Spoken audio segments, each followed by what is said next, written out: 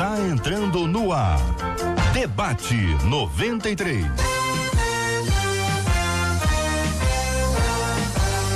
Realização 93 FM. Um oferecimento Pleno News. Notícias de verdade. Apresentação J.R. Vargas.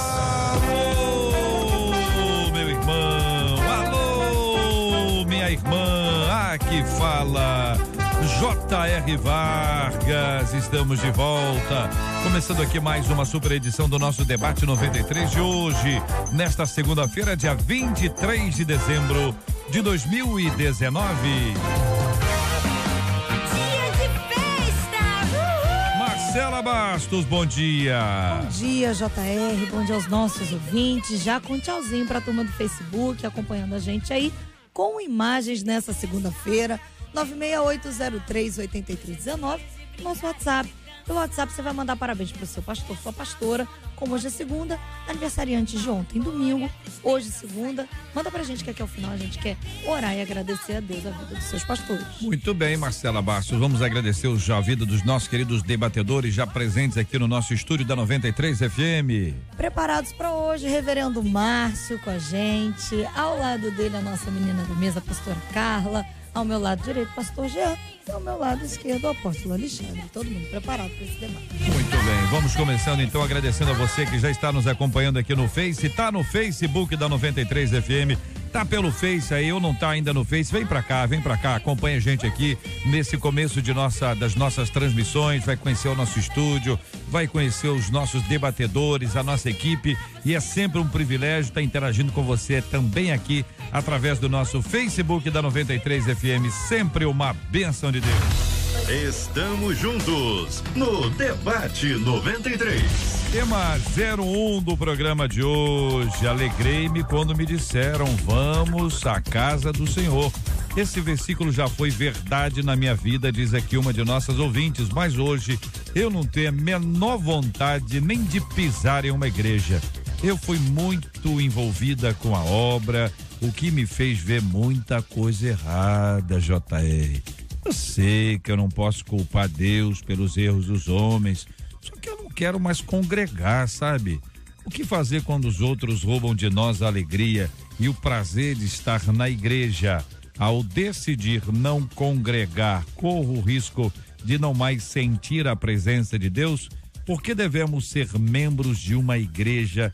Pergunta uma de nossas queridas ouvintes. Apóstolo Alexandre Macedo, muito bom dia, seja bem-vindo ao nosso debate 93 de hoje. Qual a sua opinião sobre o assunto? Bom dia, JR, bom dia aos debatedores, pessoal da live, da rádio estão acompanhando. Na verdade, isso até me soa como aquele movimento que tem crescido.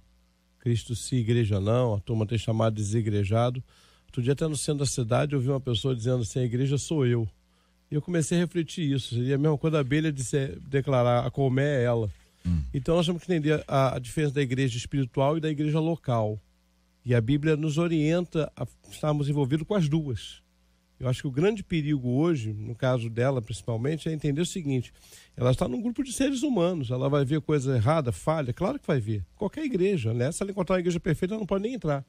Agora, o que nós temos que entender é o seguinte: e as coisas boas, que ela também viu quando assumiu, talvez, um cargo de liderança, quando se envolveu. Então, na verdade, nós decidimos isso, né? Se seus olhos forem bons, todo o teu corpo será iluminado. Então, ela teria a aferir um pouquinho melhor, e não somente ela, mas quantas pessoas, né? Que viram tantas coisas boas, inclusive, quem sabe, mesmo a própria pregação do Evangelho, onde ela se decidiu, aceitou a Jesus Cristo, e agora, talvez, por uma decepção, está tornando todo o processo inválido. Eu acho muito temerário isso. Pastora Carla Regina, bom dia, bem-vinda, menina da mesa de hoje. Como analisa esse tema? Bom dia, JR, bom dia aos queridos ouvintes, os debatedores à mesa, o pessoal da live.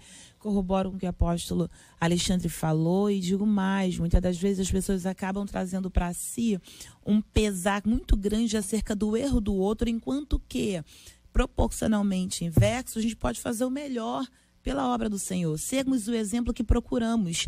Quando eu falo dos maus exemplos e me afasto, logo eu some ser mais um mau exemplo dos que abandonam pela primeira impossibilidade. Quiçá não seja a primeira, mas muitas das decepções que a gente acaba vendo no seio, no corpo de Cristo. E quando eu olho para a palavra de Deus, eu vejo um Samuel que Ana coloca no ambiente deplorável com os filhos do sacerdote Eli, mas que consegue separar as coisas. 1 Samuel, capítulo 2, versículo 27, ele continuava crescendo e se fez agradável aos olhos do Senhor. Então é possível. Jesus não veio para ação, ele veio para doente. Então o ambiente de quem quer ser curado é lá mesmo, e a gente vai encontrar muita gente lá que ainda está em processo. Reverendo Márcio Siriaco, bom dia, bem-vindo. Sua opinião sobre o assunto. Bom dia, JR, debatedores, nossos amigos da live, os ouvintes. É um tema muito interessante, né? É um tema que nos traz uma grande atualidade, aquilo que nós temos visto e vivido em nossas igrejas. Mas quando nós olhamos para esse texto, e é o Salmo 122, quando o salmista diz: alegrei-me quando me disseram, vamos à casa do Senhor. Ele nem estava lá, ele só estava sendo dito para ele que nós vamos lá. E por isso ele fica tão feliz. Muito bem, quando olhamos assim, isolamos esse texto, podemos até pensar, tá tudo em paz, tá tudo tranquilo, é muito bom. Não, se você olhar o ambiente naquele momento, era um ambiente com angústias, aflições e muitas dificuldades, inclusive de relacionamentos. Mas o interessante é que o próprio autor, o próprio salmista vai dizer sim, vamos para a casa do Senhor, mas tem algo assim que eu quero dizer também. E ele continua lá na frente dizendo assim, é porque lá, é neste lugar que nós rendemos graças no nome do Senhor. Agora, você está indo para a igreja para fazer o quê? Se você está indo para a igreja para render graças ao nome do Senhor. Claro que nós vamos encontrar dificuldades de relacionamentos, pessoas difíceis, outras questões, mas o alegrei-me quando me disseram é para render graças ao Senhor. Pastor Jean Max, muito bom dia, igualmente bem-vindo. E aí, pastor? Bom dia, JR, bom dia aos nossos debatedores, nossos queridos ouvintes. Eu estou de acordo com tudo que já foi dito, mas queria acrescentar que a igreja realmente tem que refletir a imagem que ela passa, não só para os de fora, mas para os de dentro também, com relação à capacidade e o grau de santidade dos seus integrantes. A gente acaba criando uma atmosfera hipócrita de que nenhum de nós pode, né, ou deveria pecar. E por conta disso, quando a pessoa percebe os problemas que estão dentro da igreja, ela realmente se frustra e perde a alegria. Porque a alegria que Davi expressa no Salmo 22, quando ouve que vamos à casa do Senhor, ela não é só pela presença do Senhor, porque de fato a presença do Senhor pode ser encontrada em qualquer ambiente. A alegria é também pela ideia da comunhão, pela ideia de rever os irmãos, pela ideia de estar num ambiente de adoração. Então, quando isso é quebrado, quando esse cristal quebra, fica difícil para a pessoa ter prazer em estar, pelo menos, naquele ambiente. O primeiro movimento que a gente viu no Brasil não foi o de desigrejar igrejas, de desigrejar crentes, foi de migração de igrejas. As pessoas começaram a sair de um lugar para o outro, tentando encontrar um refúgio onde ele continuasse sentindo essa alegria. E quando percebeu que em toda a igreja que chegava encontrava problema, acabou se frustrando. Mas para fechar minha fala, isso tudo começou naquela ideia de que a igreja é um ambiente perfeito. E já foi dito aqui pelo pastor Márcio que a igreja é um lugar onde as pessoas vão ser tratadas, né? Estão ali para obter cura. Eu sempre digo, e essa ideia já foi passada aqui, que a igreja é um hospital. É um lugar de pessoas enfermas, que estão sob o tratamento do Senhor Jesus. O que há, gente? Porque eu tenho a impressão que a fala de vocês quatro, ao compartilharem o ponto de vista de vocês, está basicamente junto, né? Não há uma opinião discordante, não há nenhuma divergência. Me parece também muito dentro do esperado, da fala bíblica, do conhecimento bíblico, eclesiástico. O que está acontecendo com as pessoas? Porque sair de igreja sempre aconteceu, desde a época de Cristo. Tinha a turminha que estava dentro, mas não estava dentro, na verdade, nunca esteve dentro. Não é isso? Você tem a história do joio, você tem a história do trigo. Isso sempre aconteceu. De alguma forma, no passado recente, alguém que saía da igreja era chamado de desviado. Era alguém que abandonou, alguns até chamavam, isso é um apostatou da fé, é um apóstata. Às vezes nem sabia o que significava apostasia. E hoje, com essas ideias mais recentes, com a dimensão que tem de comunicação, ouvinte conta, olha, eu fico em casa, eu assisto vídeos, eu acompanho isso, acompanho aquilo, eu não mudei a minha prática. Parece que de alguma forma essa compreensão ela foi diminuindo do que é a igreja e isso fez com que algumas pessoas dissessem, olha, eu não preciso dessa parte da igreja, essa outra parte eu tenho já, eu consigo desenvolvê-la e tenho isso aqui na minha casa, de alguma maneira. O JR, Hebreus 10:25 fala aconselha sobre não deixarmos de congregar, a importância disso. O pastor Jean Max falou algo que é inegociável, a comunhão dos santos. De fato, a presença do Senhor é a principal motivação, mas hoje me parece que esse movimento tão egocêntrico do me tranco no quarto e tenho meu culto sozinho, quebra um pilar essencial do evangelho, que é relacionamento. A proposta do evangelho não é isolamento, a proposta do evangelho é relacionamento. E aí muitas pessoas não conseguem lidar com a ofensa, com a afronta. É uma geração que acaba se blindando em detrimento de conseguir lidar com as demandas do relacionamento, por conta do individualismo. Há um livro interessante de John Bevere, A Isca de Satanás, que fala acerca da afronta. Como é dificultoso para a pessoa que se individualiza lidar com a ofensa do outro. O perdão não é mais exercido. Se você me magoou, te bloqueio, te excluo, não olho mais para tua cara. Esse perdão parece que não é exercido mais. E se eu posso ter o culto em casa, ora, para que eu tenho que ir lá e pedir perdão para quem me entristeceu?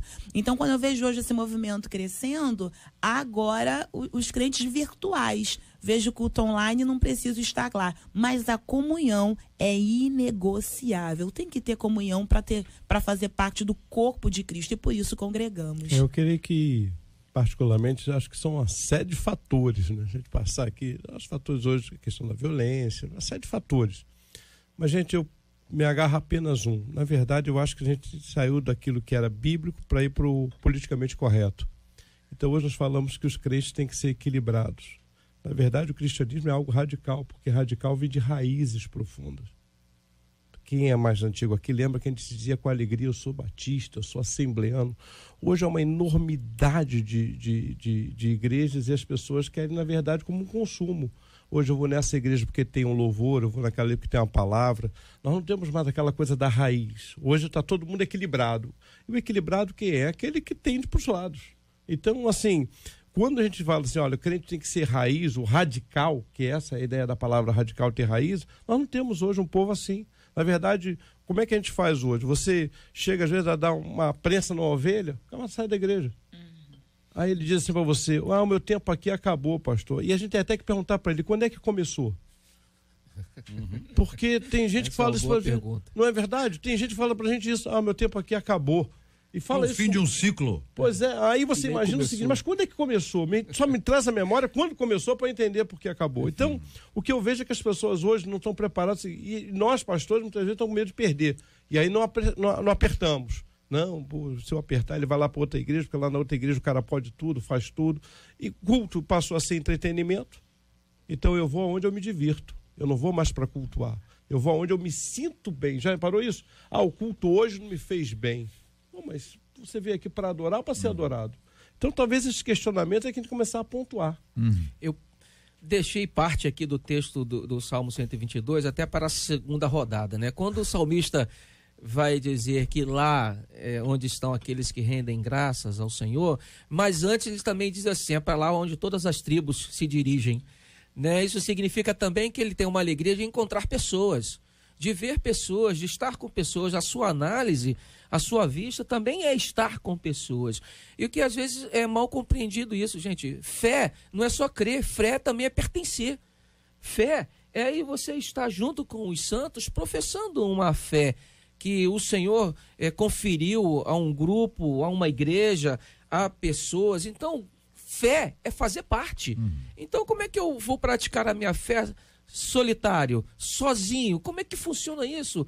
Como é que nós vamos nos admoestar mutuamente? Vamos nos aconselhar? Vamos suportar uns aos outros? De que forma que isso acontece se nós não estarmos juntos? Eu acho que tem muita coisa mudando na vida, do lado de fora, do lado de dentro, tudo quanto é lugar, e de alguma maneira a igreja mudou, e em alguns casos para pior. Tem coisa boa, por exemplo, é melhor sentar num banco acolchoado do que num banco de madeira, é ou não é? Hein? Sim. É melhor, não é? É melhor estar no ar-condicionado do que estar num calorão, é ou não é verdade? Claro. É melhor você ter um som bom do que, hein? Cornetinha. É melhor você ter. Então tem coisa boa que aconteceu, mas tem coisas ruins que também aconteceram. Talvez essa ideia de entretenimento. Mas eu queria pedir a vocês que me ajudassem a definir comunhão. Porque a gente fala de comunhão, a impressão que tem é o seguinte: vamos encontrar os amigos, encontrar os irmãos, como se fosse uma coisa assim natural, da natureza humana. E me parece que comunhão é algo sobrenatural. É tão sobrenatural que a gente define comunhão como comunhão. É difícil. A gente pode ter a palavra no grego, a gente pode ter o significado, a gente pode aplicar, mas veja, não é uma coisa tão simples. E talvez esse seja um dos pontos centrais desse assunto. Porque se você disser o seguinte: olha, você precisa de palavra. Ué, palavra ele tem em casa. Você precisa cantar, pelo amor de Deus. Ele pode levar para cantar na casa dele que ele quiser, do mundo inteiro, em qualquer língua. Você tem que estar na igreja para rever os amigos. Ah, meu querido, eu posso rever amigo no shopping, rever amigo no restaurante. Qual é o motivo? Você está entendendo? Aí a gente disse, não, para adorar a Deus. Aí nós encerramos o assunto. Mas vamos pegar a comunhão que vocês disseram aqui, que é não deixar de congregar e estar junto. O que significa comunhão? Como é que a gente pode explicar para as pessoas o que é comunhão? Que a comunhão não se dará se ele estiver no restaurante, na padaria, na festa de final de ano, que a comunhão tem esse aspecto que envolve não apenas encontrar com pessoas, mas ser encontrado por alguém e estar na presença desse outro alguém. Isso aí, vamos lá. Então, eu quero aproveitar a fala que a pastora Regina trouxe, quando ela comentou que é um movimento muito egoísta, né? Egocêntrico. Tem algumas passagens bíblicas que eu queria aproveitar para dizer o que penso. Provérbios 18 diz que aquele que se isola é egoísta e se levantou contra a verdadeira sabedoria. Então, quando eu abraço esse movimento do isolamento, do desigrejado, eu já tenho um adjetivo bíblico para mim. Eu sou egoísta, né? E me levantei contra a verdadeira sabedoria. Então, quem pensa que está crescendo na fé, na graça, se isolando, fazendo da sua própria sala, do seu próprio computador, a sua igreja, ele na verdade está se levantando contra a verdadeira sabedoria. E por que ele se levanta contra a verdadeira sabedoria? Porque ele está perdendo a bênção da comunhão, Salmo 133, e porque ele está perdendo a bênção do agir do irmão em sua vida. Em Provérbios 27, verso 17, diz que como o ferro se afia, assim o amigo afia o rosto do seu amigo. Então eu preciso dos defeitos dos meus irmãos para aperfeiçoar o meu caráter, para aperfeiçoar a minha intimidade com Deus e para aperfeiçoar a minha mordomia, o meu serviço ao Senhor. E a comunhão, ela, além de trabalhar isso, essa melhora na minha vida, que a simples palavra, né, um louvor na minha casa não faz isso de forma completa. Eu preciso dos meus irmãos, dos seus defeitos, das suas implicâncias, das injustiças que eu sofro num ambiente de grupo. Eu preciso de tudo isso para me aperfeiçoar. Além dessa questão, a comunhão também vai, ela tem esse caráter sobrenatural. Por quê? Porque eu estou com os meus defeitos ao lado de pessoas com defeitos, trabalhando para um Deus que é perfeito. Então, essa participar desse movimento, é uma coisa que eu não posso abrir mão. Eu tenho que participar disso para viver a plenitude do que Deus tem para mim. Ô JR, há um texto bíblico onde se toca no específico o pedido dos apóstolos, dos discípulos, para que a fé lhe fosse acrescentada. E o contexto é Lucas 17, justo quando Cristo diz a eles que se porventura seu irmão pecar contra ele no dia 7 vezes, deve ser perdoado. O relacionamento nunca foi algo fácil para que a gente possa lidar. Perdoar é muito difícil. Corroboro com o pastor Jean de como sim, nos tornamos egoístas, mas como não crescemos quando não nos relacionamos. Eu ainda trago o Salmo 73 e muitos andam vivendo a síndrome de Asaf. A expectativa do lado de fora faz comparar com quem está do lado de dentro. Mas eu amo quando o texto vai dizer que quando ele entra no santuário de Deus, como a perspectiva dele muda. E é bom que entremos na presença de Deus para que tenhamos essa perspectiva transformada, para que vivamos essa metanoia, essa mudança de mente.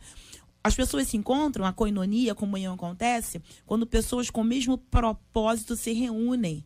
Então, quando eu vou para a igreja, eu estou indo encontrar... Eu gosto de uma frase que ela diz: seja amigo de Deus e Deus te apresentará quem são os amigos dele. É bom estar no lugar onde todos têm o mesmo propósito de adoração ao Deus que sirvo. Ali a gente se corrige, ali a gente se melhora, é uma pedrinha batendo na outra que se torna lisa, e ainda assim acrescentando em mim a possibilidade de melhora. Então, quando eu saio da congregação, eu vou fazer o que eu bem quero. Mas quando eu estou na congregação, eu estou sendo exortado, admoestado, melhorado, e estou encontrando pessoas que passaram pela mesma dificuldade que eu, mas também estão querendo ir para o mesmo lugar que eu. Então, eu acredito que a congregação, quem nunca chegou na igreja quebrado e saiu de lá restaurado? Você não encontra isso na padaria. Eu queria deixar... O Encontro dos Santos promove isso. Eu queria deixar até para o pessoal a leitura de 1 Coríntios 12. Porque o que você falou, a gente pode sair para conversar com pessoas, pode torcer junto para uma partida de futebol, mas o que Paulo vai falar justamente para essa igreja problemática de Coríntios? Olha, tem que olhar para a igreja como corpo. Não dá para você viver bem com a ausência do fígado, dos rins. Então, é no corpo que nós somos supridos, porque é o exercício dos dons, né? E, inclusive, os dons motivacionais, que são justamente esses dons que alimentam a nossa fé. Então, fora do corpo, isso não acontece. Você pode fazer qualquer coisa, mas se não houver o exercício... Então, a igreja tem esse papel. E Paulo, escrevendo aos Coríntios, ele vai dar justamente essa clareza. Não dá para você viver isolado, assim como um órgão também não pode viver fora do corpo isolado. Então, dê uma lida, você que está ouvindo. Pega a sua Bíblia, leia 1 Coríntios, você vai entender o valor do corpo para a sua vida. Eu queria puxar essa fala da comunhão a partir da seguinte ideia imaginária. 5 pessoas, 10 pessoas, 10 pessoas que foram alcançadas pelo Evangelho. O Espírito Santo habita dentro delas. Para onde o Espírito Santo as levará? O mesmo Espírito Santo as leva para a igreja, para o lugar onde essas pessoas, que são templos do Espírito Santo, se encontrarão. E estas pessoas passam a experimentar, que é uma questão sobrenatural, porque aí não dá para explicar, porque é sobrenatural. Existe uma conexão, existe um negócio que, por isso que eu estou dizendo que é difícil a gente explicar, porque a gente pode citar vários exemplos e tudo, mas é o seguinte: olha, a comunhão é uma ação espiritual ou sobrenatural de Deus na nossa vida, em que ele faz com que pessoas que têm o Espírito Santo, elas se conectem. Quem está se conectando é o Espírito Santo conectando, que está nos conectando e nos forma como um corpo. E há uma coisa que Cristo fez e ele ensinou e que não dá para fazer isso fora, é que ele diz para servir uns aos outros. Eu posso servir à vizinhança e devo, mas a ideia não é essa. Ele lavou os pés dos discípulos. Ele não lavou os pés dos vizinhos. Ele não lavou os pés dos familiares, que é curioso isso. Ele não lavou os pés da mãe, não lavou os pés dos irmãos, ele não lavou os pés dos vizinhos, ele não foi a Nazaré lavar os pés dos vizinhos que estavam lá, ele lavou os pés do discípulo. O discípulo era o quê? A igreja, a comunidade. Então, se não servir a comunidade, faltará alguma coisa. A edificação dos santos, né? Não é? Sim, perfeito. É exatamente essa questão que eu queria colocar. Comunhão, para mim, é verdadeiramente uma grande aventura espiritual. É assim. E como que as coisas serão acertadas por Jesus se nós não vivermos juntos para acertar estas coisas? Igreja, comunhão dos santos, é exatamente isso. Nós estamos nos ensinando. Às vezes nós temos a tendência de achar que comunhão é só das coisas boas.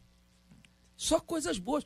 Eu preciso comungar também do erro do outro para aprender e, inclusive, ensiná-lo. E ele me ensinar também. Então, às vezes, nós estamos olhando a comunhão como o mar de rosas. Comunhão não é mar de rosas. Comunhão é viver as verdades, as questões equivocadas, as coisas boas, as coisas ruins, para nós nos acertarmos e nos adequarmos à vontade do Senhor, segundo Cristo Jesus. Então, se você está querendo ir para a igreja e ter comunhão e só quer coisas boas, ali não é lugar. E tem ali não é lugar. Essa coisa de vocês, por exemplo, quando nós começamos a discutir o tema, vocês disseram, existem muitas causas. Toda causa não tem que ser resolvida? Sim. Por hipótese aqui, o apóstolo, que eu já conheço há muitos anos, já estive na igreja dele, tive o privilégio de estar lá, ganhei uma camisa linda. Eu nunca me esqueci. Não ganhou, mas eu ganhei uma camisa linda. Eu nunca mais esqueci. É uma camisa de um nível tão alto que é a única que eu tenho. E agora o Lucas já vestiu, já experimentou, já tá de olho, entendeu? Mas enfim, só para dizer o seguinte, vou dar um exemplo aqui do apóstolo. Eu tenho qualquer problema com ele, qualquer coisa que acontece. Aí eu digo assim, não, eu não quero, não vou mais lá. Não encontro mais com ele. Aí alguém pergunta assim, por quê? Porque nós tivemos um problema. Vem cá, então por que não resolve o problema? Fato. Então tem coisas que dizem assim, por que você não vai mais à igreja? Ninguém diz assim, Deus me falou para não ir, porque Deus não fala isso. E na palavra de Deus não tem. Alguém pode dizer assim, eu não vou mais lá porque é o seguinte, porque tem muita fofoca. É verdade. Tá certo? A gente tem que... Então, qual é o problema que fez com que você se afastasse? Evangelizando em rua, e vocês já fizeram isso, quantas vezes você encontra uma pessoa... E eu encontrei muita gente que foi assim, disciplinada, uma disciplina muito rígida. Você diz, olha, eu fui excluído. E depois eu nunca mais fui. Aí você vai começar a ver que, na verdade, existiram no passado algumas disciplinas exageradas. Tudo bem, mas isso não é motivo, porque quando o evangelho chega, quando o Espírito Santo fala, a pessoa chora, ela se arrepende do tempo que estava fora e com a graça de Deus ela ainda volta. Então, por que as pessoas não querem resolver os seus problemas? Estão migrando ou estão deixando de ir? E fato, isso se torna uma raiz de amargura, Hebreus 12:15, que texto maravilhoso, que ninguém te prive da graça. A gente privar da graça é algo muito terrível, né? A graça é favor imerecido. O que te faz se privar da graça? É quando uma raiz de amargura brota. E quando não consegue se resolver esse problema, desde o ensino fundamental que a gente resolve o problema, parecia já um exercício para a vida espiritual. Quem não resolve demandas vai ser morto por ela. A tendência é que você simplesmente adoeça. E é terrível quando você não consegue perdoar. Ninguém aqui está dizendo que é fácil. O que a gente está dizendo é que vale a pena. Ninguém está minimizando a dor. Para o ouvinte aí que está aí nos assistindo, a gente não está minimizando a dor que lhe causaram, mas a gente está aqui maximizando a promessa que a gente tem. Vale a pena liberar perdão. Muita gente fora da igreja ou que vem para outras igrejas de dores que passaram, de ofensas que viveram, mas que não voltaram para resolver. E outra coisa, quando eu olho para a palavra, apóstolo Paulo, tanto com João Marcos, com Barnabé, com Pedro, tiveram discussões, tiveram discordâncias, mas nenhuma delas ficou pendente. Você colocou a questão da disciplina, JR. A igreja, ela tem esse dever de proteção e levar à santificação. Se você deixa o homem que ele naturalmente se desvia fácil, e se ele não se compromete com uma igreja, se ele não se compromete com a membresia de uma igreja, ele vai se sentir descompromissado. Ele simplesmente vai se sentir solto. A igreja também é para isso. Naturalmente ele se desvia, alguém tem que dizer para ele. Seja lá os líderes, seja lá aquele que está pastoreando, seja até o irmão que está do lado. Porque naturalmente ele vai se desviar. Então se ele está fora da igreja, quem vai dizer isso para ele? Quem vai apontar isso para ele? Então, quer dizer, aí você... eu não vou mais para a igreja porque alguém está falando dos meus erros. Mas a igreja está lá exatamente para te dizer. Você está no caminho equivocado. Aqui, a palavra do Senhor sempre tem que ir por aqui. Deus só corrige quem ama, né? Não é, irmã? É por amor. Então, como é que se faz isso? Então, a igreja, ela é para proteção e santificação também. Ela está dizendo o caminho certo é isso aqui, a Bíblia diz isso. Se a igreja não estiver fazendo isso, irmãos, ela está errada. Eu penso que parte do princípio também do alimento que nós estamos dando e que a turma tem recebido. Quais são as mensagens que são pregadas hoje? Elas colocam muito mais o nosso eu em evidência do que o próprio Deus. Então a gente começa a trazer muitas vezes relacionamento de rede social. Quando você está chato com a pessoa rede social, o que tu faz? Ou bloqueia, ou desliga. A pessoa não resolve. Você não chega lá e diz, olha, vamos conversar no privado. Então as pessoas estão trazendo os relacionamentos de redes sociais para os seus pessoais. Então eu tenho algo com o JR. Eu simplesmente não... Porque a orientação bíblica é essa. Você vê teu irmão errar, vai até ele. Vai lá conversar. A orientação de Jesus foi essa. Mas isso não existe. Mas é isso que ele está falando. Porque parece que a gente está com mais tempo disponível para muitas outras coisas e quer interagir, quer conversar, mas a gente não resolve as coisas. Mas por quê? Porque hoje nós estamos vivendo a era do coach no gospel, ou seja, tudo eu posso, eu consigo, eu sou, eu estou. Então aquilo que que me atinge, eu não vou resolver. Eu simplesmente, eu posso, eu isso, eu aquilo, eu deleto. Se saiu, tem 4.999 ainda para eu conversar. Então a pessoa vai, ela vai fazendo por exclusão. Os relacionamentos se tornaram descartáveis. Antigamente, não. Peraí, vamos sentar aí, vamos conversar. O que está acontecendo? É raro a gente ver isso hoje.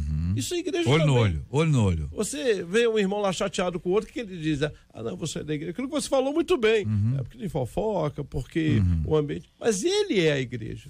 E muitas vezes ele não consegue dizer o seguinte, pera, deixa eu administrar esse conflito. Aí ele sai, ele vai com aquela ideia assim, não, o problema é a igreja, não é ele. Aí vai para outra igreja, vai vivenciar isso. Naturalmente, nós temos alguns ouvintes imaginando o seguinte, mas vocês estão dizendo isso, vocês são pastores. Mas você queria que dissesse o quê? Mas o JR... E é interessante que essas pessoas que acabam buscando esse isolamento, em pouco tempo estão afastadas mesmo do próprio Deus. Verdade. É muito comum, eu sei que tem exceções e eu respeito essas exceções. Tem gente que está ouvindo aí que diz, não, eu me afastei, estou aqui acompanhando só pelas redes sociais. Difícil. Mas ela não pode comparar a alegria que ela tem agora com aqueles momentos de alegria que ela teve na casa de Deus, mesmo diante de todos os problemas. E dessa multidão dos que saem, uma maioria esmagadora, em pouco tempo está, como a gente fala aqui, né, com o pé na jaca. Está completamente afastado do Senhor, porque perdeu, está correndo atrás de um prejuízo que ela nunca vai conseguir corrigir, enquanto ela não voltar para o lugar do problema, que foi a casa de Deus, e resolver a situação que tirou dela a alegria de estar na casa do Senhor, né? Então, eu aproveito uma frase que eu vi acho que foi no Facebook, alguma coisa assim, né? Que diz que quem saiu da igreja por causa das pessoas, nunca esteve lá por causa de Cristo. É Cristo quem me arrasta para as pessoas. Eu lembro daquele paralítico no tanque de Betesda, que quando foi curado da sua paralisia, o Senhor recomenda que ele vá ao templo. E eles se encontram no templo depois. Então, acho que esse é o movimento de Deus. Encontra as pessoas nos mais diversos lugares e aponta a sua casa, diz, eu quero você lá, te encontro na minha casa. E o mais terrível, dentro do mesmo contexto do paralítico, é que o que ele precisava estava diante dele, mas ele estava tão ofendido com quem não ajudava que não conseguia enxergar. E essa é a síndrome do ofendido, né? Quem não sabe o que está esperando não discerne quando chega. Jesus chegou. Ele não discerniu porque ele estava mais preocupado com as dores que lhe causaram. Quando eu vou, vai outro. Eu não consigo chegar. E com relação à armadilha, quando alguém morde uma isca dessa, há pelo menos 2 pilares ali. Primeiro, ela tem que ser bem atrativa. E segundo, ela tem que ser bem escondida. Quem morde a isca de uma ofensa não consegue confessar que está ofendido. Não, tô bem. Não, tô legal. Não me ofendeu. Não, olha como eu tô bem. Mas dentro da comunhão não se compara, fora e dentro da comunhão. Quem não está na comunhão do corpo de Cristo nunca vai conseguir sentir aquela paz que só na comunhão você consegue sentir. Eu quero trazer uma palavra de carinho para todos os nossos ouvintes, aqueles que inclusive estão discordando plenamente de tudo, mas quero insistir no seguinte aspecto: você que deixou a igreja porque acredita que está melhor sozinho do que mal acompanhado, é possível que existam certas coisas pendentes que não foram resolvidas, por isso até a ideia de que lá só tem gente assim, só tem gente diferente, enfim, ou até que você foi saindo aos poucos e hoje não sente a menor falta. Está muito bem, obrigado.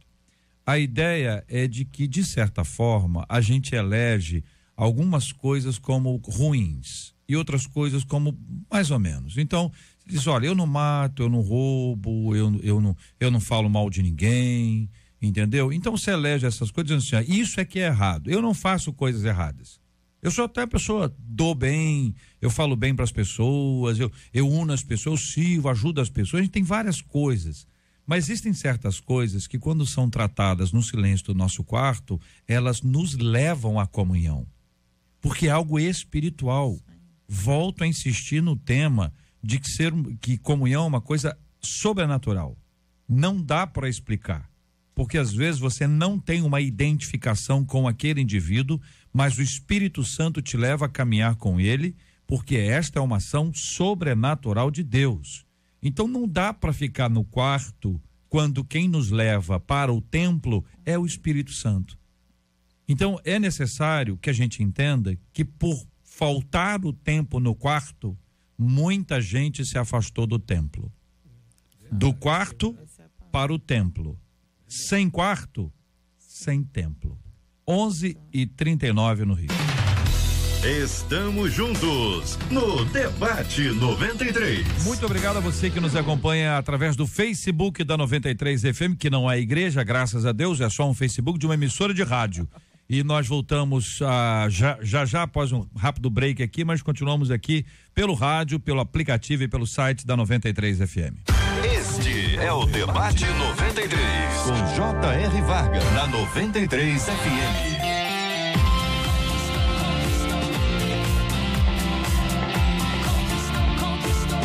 Conquistou meu coração, 93 FM.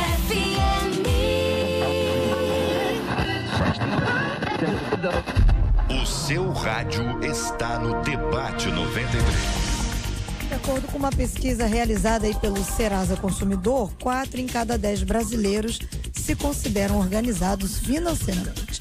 E este é o maior grupo entre 4 perfis de comportamentos que foram identificados nessa avaliação. Dentro desse perfil, ainda com hábitos saudáveis, o grupo que se considera que foi chamado de os digitais correspondem a 25% dos brasileiros.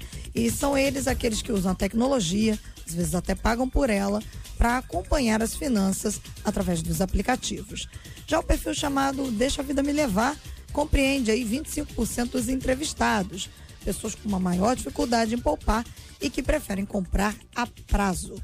Os chamados exibidos, que compõem 10% desse total, buscam impressionar as pessoas, muitas vezes comprando para ostentar. Vamos repetir aí os perfis, então. Os controlados, organizados financeiramente. A gente tem os digitais, os Deixa a Vida Me Levar e os exibidos. E a gente pergunta, em qual desses perfis você que está acompanhando a gente se encaixa? O que você gostaria de mudar, assim, na sua vida financeira e que te impede? Como manter a fé que Deus é o nosso provedor quando as contas parecem que não fecham jamais? E aí, quem vai começar? Apóstolo. Eu? Bela de O mais antigo da mesa, né? O decano. Pessoal, na verdade, eu acho até que tem que saber qual região essa pesquisa foi feita. Porque realmente, olhando aqui para a pesquisa e aí até a proposta, né? Qual desse perfil eu me encaixo? No controlado aí, naquele que tem que realmente contabilizar. E eu penso que a maioria dos brasileiros também estão nessa. Até quem deixava a vida levar hoje está vendo que está vivendo de boleto. Então a gente... Hoje, eu creio firmemente que nós precisamos ter essa sabedoria, mais do que nunca. Nosso país tem dado melhoras da saída de uma crise econômica, mas requer. E acho que a crise veio para nos disciplinar. A crise vem justamente para gerar em nós a disciplina financeira. Muitas pessoas hoje, elas têm um princípio errado bíblico. Eu dou o meu dízimo e é como se fosse um cheque em branco que Deus desse para ele. Olha, pode gastar. Na verdade, o princípio que nós temos do dízimo é o seguinte: Deus nos abençoa, mas Ele quer também a nossa responsabilidade. Porque tem gente que diz não, mas Deus vai amarrar o devorador. É verdade. Desde que o devorador não seja você. Porque tem gente que é o próprio devorador, ele não precisa nem da ajuda do diabo. Não, uma pessoa pode orar assim: Senhor, amarra o devorador. Para gastar, né? Aí o próprio indivíduo começa a ter uma série de dificuldades. Ele diz: quanto tempo que eu não compro nada? Depois ele lembra: eu pedi para amarrar o devorador era eu mesmo, né? Não vai muito longe. Esse é um risco. Vamos pensar agora, essa época do ano. A turma está saindo das compras. Janeiro chega o IPTU, o IPVA, escola. Então a turma tem que começar a refletir sobre isso. Porque é justamente aí que entra o problema. O camarada sai de dezembro com aquela respirada e diz: agora tô livre. E aí o JR já viu, né, gente? A turma vai aí, chega lá no janeiro, começa a pedir oração: pastor, ora por mim. Você que tá vendo, o inimigo tá agindo. E não é, vamos ter sabedoria. Eu estou aqui nesse primeiro perfil dos organizados financeiros, né? Olha, não sou pão duro, não sou pão duro. Não. Deixa isso claro. O cara quando fala assim, Quem falaria isso, é porque a fama o precede. Por isso que eu já estou me Essa justificando. defesa da Não adianta justificativa. justificar. Eu sou organizado financeiramente. Eu tenho, assim, uma planilha de planejamento familiar financeiro que me acompanha há anos. Meu Não é da Deus. agora, não. Anos, né? E ali estão todos os meus gastos, o que eu posso gastar com lazer, com seja o que for. Não gosto de comprar nada a prazo mesmo. Se eu tenho, não tenho, eu não tenho. Mas quero confessar que às vezes a coisa imprensa, né? Mesmo você sendo organizado financeiramente, os imprevistos acontecem. Eles não avisam, eles chegam, né? E é nesse momento que eu falo assim, se Deus quiser, vai dar tudo certo. Aí eu confio no Senhor, né? Porque geralmente, às vezes, ou às vezes não. Não é que o senhor confia, o senhor joga pro Senhor. Eu Né? passei, Confiando, o senhor dá confia uma antes. ajuda aí, porque o negócio imprensou. Né? Porque as coisas acontecem, os imprevistos, uma obra que não foi avisada, que nós teríamos que fazer em casa, Por um cano. o carro, né? O próprio carro que dá uma certa dificuldade, não estava ali previsto tanto para se gastar, você acaba gastando. Aí é a hora que eu falo assim, não falo assim, deixa a vida me levar, não. Eu falo assim, me leva nessa. Me ajuda nisso. Eu, como menina aqui da mesa, né? Dizem que as mulheres gastam que nada. Eu creio que Deus, ele me amou quando, entre as minhas formações acadêmicas, ele me permitiu fazer contabilidade. Opa. E eu confesso que essa formação acadêmica, ter que fechar no final de tudo, aquele negócio mudou a minha vida financeira, porque eu sou muito organizada financeiramente por ter estudado aí todos esses anos voltado para esse universo do como isso pode trazer para você o benefício da organização. Às vezes a gente dá gabinete para alguém que pede oração pelo endividamento e quando você senta para conversar, você percebe que realmente ela negligenciou. Não foi o cão. Ora, pastor, o inimigo quer me envergonhar. Não, foi você que se envergonhou quando você não parou para administrar o que Deus te deu, porque Deus deu. O problema é querer gastar mais do que você tem. E aí tem uma frase cômica que fala dessas pessoas gastadeiras que elas querem comprar o que não precisa com dinheiro que não tem para impressionar quem não conhece. E isso se corrobora em muita gente. É ostentação que o texto fala aqui. Exatamente, A pesquisa fala sobre esse assunto. Adquirir alguma coisa para que o outro veja. Né? Que de alguma Muita forma gente isso desestrutura. Que a maioria não tem planilha, talvez nem saiba o que seja isso. A maioria das pessoas sabe quanto ganha. A maioria sabe quanto ganha. Algumas pessoas desse grupo sabem quanto gastam, né? E outros nenhuma coisa e nem outra coisa, ou só uma coisa ou só outra coisa. À medida que a vida chega e as despesas chegam e os problemas chegam, a gente busca ajuda. Aí pode ser que alguém, olha, me ajuda aqui que eu não estou conseguindo organizar, que é uma questão de treinamento. Isso aí, tranquilo. O treinamento produz a organização. Mas o ponto aqui é quando toda a minha despesa, quando eu faço alguma coisa, quando eu me descontrolo, quando tem esse aspecto que envolve a ostentação, olhar para fora, para poder impressionar alguém, o tanto de gente que precisa comprar uma roupa nova. Por que precisa comprar uma roupa nova? Por que precisa de um sapato novo, de um terno novo, de uma sandália nova, de um óculos novo, de um relógio novo? Por que precisa Ou do disso celular mais se não caro? tem condições? Pra quê? Tá certo? Se tem condições, vida que segue. Parabéns, ficou ótimo, hein? Tá muito bem, tá ajudando os irmãozinhos que tem loja. Agora, e se a pessoa não tem condições? Ela parcela isso, cartão de 200 anos, a pessoa não consegue respirar, se der qualquer zebra na vida dela, o carro estragar, o cano estourar, entendeu? tem Olha, é o reserva de caos, emergência. tô no vermelho, só tá no vermelho porque gastou e comprometeu toda a receita dela com esse tipo de investimento, que o investimento, entendeu? Tá rendendo o que isso aí? Eu tô muito prático aqui? Tô meio ruim, né? Vamos supor que você tem aí vamos amenizar um pouquinho. Ameniza aí pra mim. Um ciclo de amizade, né, muito grande, e essas pessoas casam, fazem aniversário, aí vou comprar uma roupa nova para ir pro aniversário. Vou comprar uma roupa nova e ir pro casamento. Não, a do celular é que me porque eles lançam a cada ano, né? Acabou de pagar um, já lançou outro. Celular para alguns é trabalho. Não, eu me refiro aos que não podem. Não, eu tô aliviando. Não alivia nada. Eu tô na parte do aos que não podem. Própria. Porque se todos fazem a mesma coisa, mas eu quero a marca mais cara, parcela em 10 mil vezes. Aí quando você acaba de pagar, não acabou de pagar, já lançou o próximo. Opa, tá desatualizado, né? Aí eles lançam, não vem com o seu antigo que eu troco pelo novo, mas o valor é ínfimo. Tu entra em outra. Então, vamos parar pra pensar. É necessário? Qual é a motivação? Aparecer? Por exemplo, eu pra ouvir o Jean, eu queria ouvir a Marcela também, porque é especialista em roupas e tal, dá dica de beleza, etiqueta e tal. Ouvinte dizendo, até agora eu não comprei a minha roupa e o meu sapato da noite de Natal. Mas tem isso. Pra ficar na sala, não, né? Não, eu imagino que seja culto. Eu tô imaginando que é culto. Ou então o pessoal, a família vai reunir. Porque Natal é família virada na igreja. Né? Precisa de uma roupa. Aí tem a roupa do ano novo. As meninas aí. Vamos conversar com as meninas também. Quem fala, JR? Porque vocês estão comigo aqui. Vamos pro shopping. Vamos pro shopping. Precisa, Jean. Ou não? De rede social agora, a pessoa diz assim, eu já tenho uma foto no meu Instagram com essa roupa. Entendi. Verdade, mas coloca o filtro, não dá não? Mudar? Preto e branco. Só preto e branco, estilo diferente. Mas o modelo é igual. A turma mais antiga lembra que era a época do Natal que o pai e a mãe levavam uma roupinha chamada roupinha nova, né? Que a gente tinha aquela cultura. Era só essa, diferente. Eu acho que essa época do ano, até quem traz tradição familiar lembra disso, que o pai e a mãe levavam. Mas tal, era aquela coisa toda. essa. Hoje o problema todo é que é o ano todo. É mês, todo mês, toda semana, né? E aí há esse descontrole que foi colocado aqui com muita sabedoria. Isso aí. Agora, uma coisa que eu penso o seguinte, eu ouvi isso de um tesoureiro no congresso que eu fui, ele, na verdade, o que acontece? Nosso povo é ensinado a ganhar, né? Porque Deus vai te dar, mas você imagina a gente ouvindo isso o tempo todo. A gente vai se convencendo, olha, Deus vai liberar as portas, vai abrir a janela, vai te dar isso, vai te dar aquilo. O camarada fica doido. Aí, o nosso discurso, nós não temos uma pregação de, olha, Deus realmente abençoa, mas você tem que ter o seu cuidado. Para lembrar o seguinte, quantas vezes nós administramos isso ao coração do nosso rebanho? Agora, e mesmo que você administre, o cara pega aí a internet, o YouTube, quantas mensagens ele não escuta triunfalistas, olha, você vai receber, você vai ter o sobrenatural.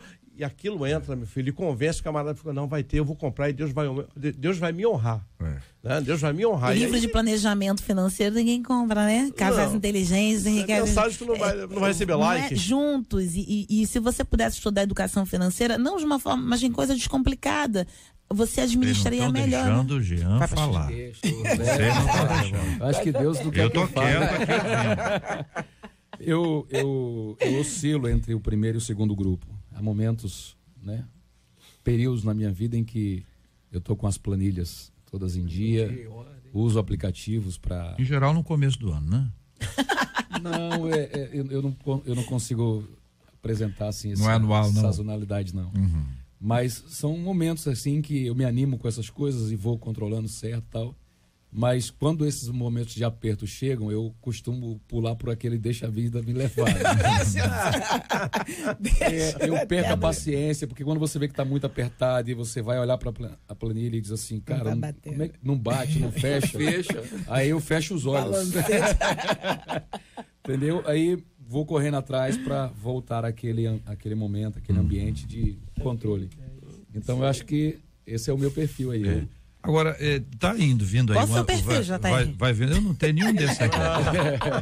Eu tô mais pro Márcio. Tô mais pro Márcio. Não sou pão duro.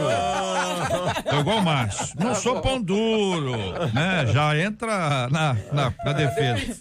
Mas ano novo, por exemplo, tem pessoas que dizem assim, a pessoa não pode virar o ano com a mesma roupa, porque senão o ano vai ser repetido, vai dar no mesmo, entende? Tem gente que fala isso, que tem que ir de branco para ter paz, que tem que ir de vermelho para ter love, que tem que ir de amarelo para ter dinheiro, as outras coisas, qual são? Verde?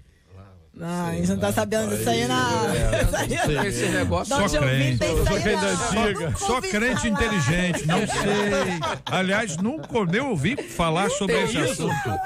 Mano, tem gente que se apega a determinadas coisas, né? E acaba, eu vi um líder de acampamento uma vez, dizendo assim, vocês ficaram preocupados, tá com roupa nova, ninguém te conhece. Entendeu? Você tá com a mesma roupa do ano passado, qual o problema? As pessoas não te conhecem. E as pessoas não guardam isso. Pelo menos o homem não guarda isso. Mulher guarda, né? Mulher guarda, Marcela, vai dar sua opinião sobre o assunto lá. Mulher Marcela guarda. Basso, especial. As mulheres guardam isso? Que a roupa que a pessoa usou no outro ano e que tava na foto. Essa coisa do Instagram e as pessoas guardam mesmo? como o apóstolo falou, realmente com a questão das redes sociais, isso acaba mexendo mesmo. As mulheres vêm, apontam, que mulher guarda, tudo bem, não são todas as mulheres que guardam. Mas na igreja, às vezes, isso acontece também. A mulher olhar e falar assim, é repetido. É um mundo de mulher. Acontece. Entendeu? Isso não significa que vai fazer da mulher uma escrava na questão da roupa. Pelo amor de Deus, né? Entendeu? Vou me vestir para a igreja, para outra mulher. Então tem alguma coisa errada. Neste caso, né? Conjecturando aqui, é melhor a pessoa que usa uma camisa ou uma blusa, sei lá, e calça, do que o vestido. Mas é bom variar, né? Não. Por quê? Exatamente por causa disso. Porque você pode usar a mesma calça com a blusa diferente. Agora, se for usar o vestido, uma peça só. O vestido dá pra você fazer. Não é? Dependendo do vestido, e se você tiver uma boa vontade, você muda o acessório, você muda o sapato, muda a bolsa. Isso não já dá um tchan? Jogo, né? Sim, muda, claro que muda. Tá vendo? Pode economizar. Mas é isso aí que eu tô falando. O apóstolo falou uma coisa. Mas é o mesmo vestido que ela foi naquele outro culto. Por isso eu tô falando. O vestido marca muito. Na verdade, às vezes o problema não tá nem muito em quem tá de fora. Tá mais na cabeça da mulher. Os homens não conseguem entender. A mulher vai trabalhando. E tem isso mesmo, essa coisa de... eu acho que o apóstolo falou aqui, né? Que se tinha aquela tradição da roupa de Natal, da roupa de Ano Novo, isso continuou. E dentro das nossas igrejas tem mesmo. As pessoas vão para a festa, para o culto de Natal, algumas igrejas se reúnem no dia 25, elas querem a roupa nova. Vão para o culto da virada, o culto de gratidão, seja lá a maneira como a igreja chama, as pessoas querem. Então, na verdade, eu acho que aí falta a questão do equilíbrio e do olhar para dentro de si mesmo e se perguntar, eu preciso disso? Para que eu estou usando isso? É para impressionar alguém? É para mim? Necessariamente eu vou fazer dívida para isso? Ou estou querendo dar o melhor para Deus? Enfim. Né? O ouvinte aqui está dizendo o seguinte, Marcela Bastos, é melhor colocar a foto dessa foto de Natal, final de ano, só nos stories. Que apaga, né? Que apaga. Fica a dica, né? Entendeu? Que apaga. Em vez de colocar no feed, coloca nos stories. Coloquei, mas rapidinho o povo esquece. Gente, a gente não guarda mais nada. A memória é completamente diferente hoje. Não é possível. A Marcela diz que as mulheres guardam. Não é possível, entendeu? A vida mudou. Nós estamos com muitas informações novas. Tá difícil a gente guardar o nome das pessoas, entendeu? É outro tempo, é muita informação, não é não, Marcela? Não, né? Tá, mas mesmo assim as mulheres guardam. 11h56 na 93 É o Debate 93 com J.R. Varga na 93 FM. Muito obrigado a você que acompanhou a gente até aqui, debatedores queridos, obrigado apóstolo Alexandre, obrigado, um abraço. Abraço, J.R. Debatedores, e dar os parabéns para um dos nossos pastores, pastor Samuel, que hoje quando eu venho para cá, a esposa, a pastora Rosana, acabou de ter gêmeos, chegaram aí o Benjamin e a Yasmin.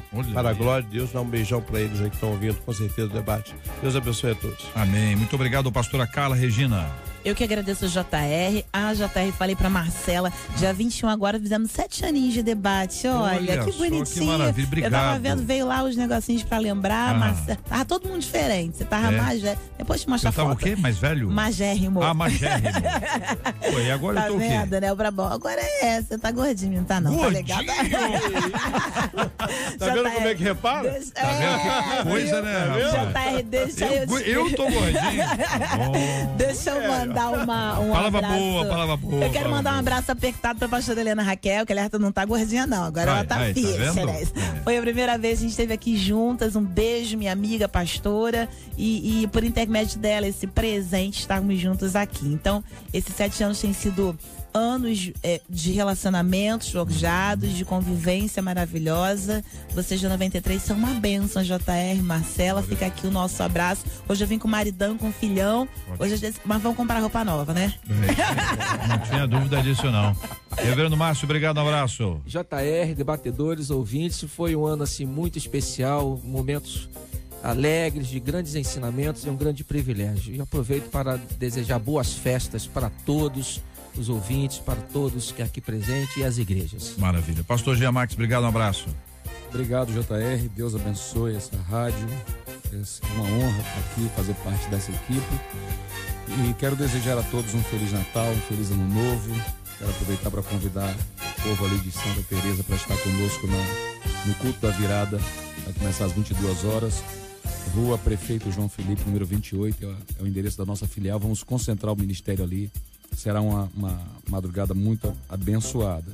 E quero deixar o meu abraço ao pastor Samuel Câmara, presidente da nossa convenção, e ao pastor Celso Brasil, que é presidente aqui estadual. Deus abençoe meus pastores. É uma alegria estar debaixo da autoridade de vocês. Vamos orar juntos, apóstolo, por gentileza. Vamos orar, vamos apresentar os temas diante de Deus em oração. Nós temos orado todos os dias pela cura dos enfermos, consola os corações enlutados, e nós caminhamos nessa perspectiva, orando, clamando em nome de Jesus. Oremos. Pai, te agradecemos pela oportunidade que temos de falar da tua palavra e principalmente orientar tantas pessoas. Oramos por aqueles que estão afastados, que se decepcionaram com igrejas, com pessoas, possam voltar, porque a igreja é o corpo de Cristo. Oramos pelos enfermos, para que o Senhor traga cura, restauração. Oramos por aqueles que estão, ó Deus, presos, que possam, ó Deus, no tempo certo saírem, mas saírem libertos, principalmente do seu interior, entregando suas vidas a Jesus Cristo. Oramos por essa rádio, que tem sido ao longo dos anos um instrumento nas tuas mãos para proclamar a tua palavra. Cada funcionário, todos que trabalham aqui, fazem com que a rádio aconteça, Senhor. Oramos pela vida do nosso senador, sua esposa, Ronaldo Oliveira e Evelise, para que o Senhor esteja guardando esse casal debaixo da tua graça. Oramos pelas famílias do nosso país, do nosso estado, que tenhamos um 2020, Senhor, debaixo da tua boa mão, Senhor. Clamamos em nome de Jesus. Amém. Que Deus te abençoe. Você acabou de ouvir Debate 93.